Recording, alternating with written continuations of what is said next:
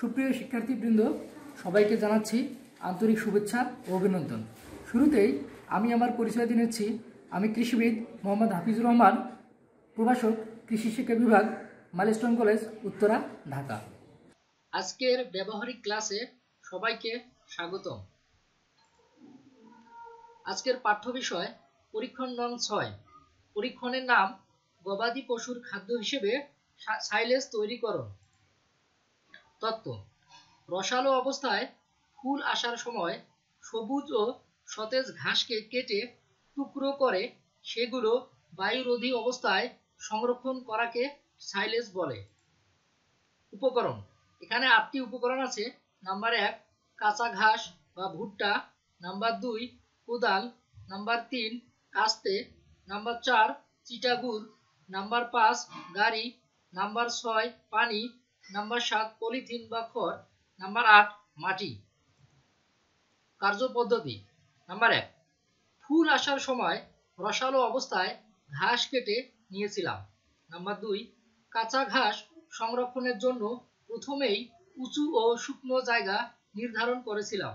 Number 3 নির্ধারিত স্থানে 7.6 centimetre গভীর, 7.6 সেন্টিমিটার প্রস্থ এবং 25 সেন্টিমিটার দৈর্ঘ্যের একটি গর্ত তৈরি করেছিলাম। এখানে উল্লেখ্য যে 100 ঘন সেন্টিমিটার একটি মাটির গর্তে প্রায় 3 টন কাঁচা ঘাস সংরক্ষণ করা যায়। কার্যপদ্ধতি 4 কাঁচা ঘাসের শতকরা 3 থেকে 4 ভাগ চিটাগুড় মেপে চারিতে নিয়েছিলাম। নাম্বার 5 এরপর চিটাগুড়ের সাথে সমপরিমাণ পানি মিশিয়েছিলাম।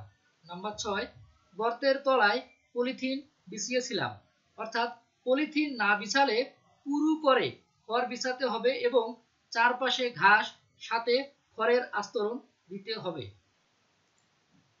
কার্যপদ্ধতি 7 এরপর ধাপে ধাপে 300 কেজি কাঁচা ঘাস দিয়ে 15 কেজি শুকনো খড় দিয়েছিলাম।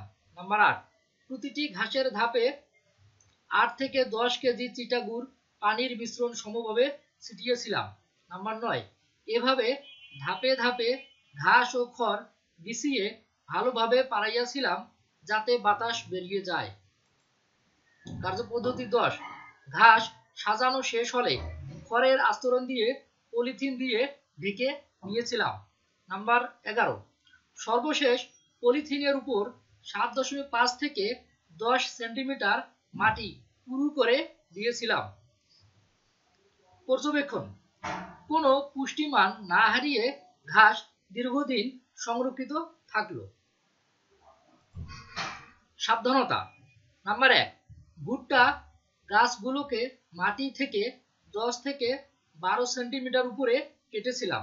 নাম্বার 2 সঠিকভাবে বায়ুরোধী করেছিলাম।